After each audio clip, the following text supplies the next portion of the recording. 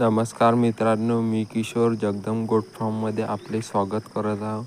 तर आज आपण फेंटास प्लस हे इंटास कंपनीचं लिक्विड आहे. तर हे जनताचं लिक्विड आपण आणलेलं आहे. तर आज आपण शेळ्यांची डिवॉर्मिंग करणार आहे. तर मित्रांनो, याचे प्रमाण जर पाहिलं तर पर 3 kg बॉडी वेटवर 1 ml द्यावं लागते. तर आपण पाहिलं तर 30 kg बॉडी वेटवर 10 ml द्यावं लागेल.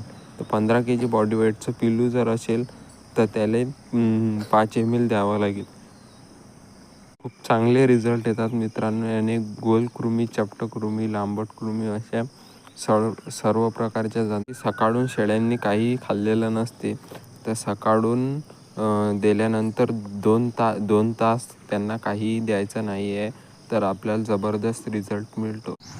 जंतनाशक दिल्यानंतर 2 दिवसांनी शेळ्यांना आपण टॉनिक देणे हे खूप गरजेचे आहे.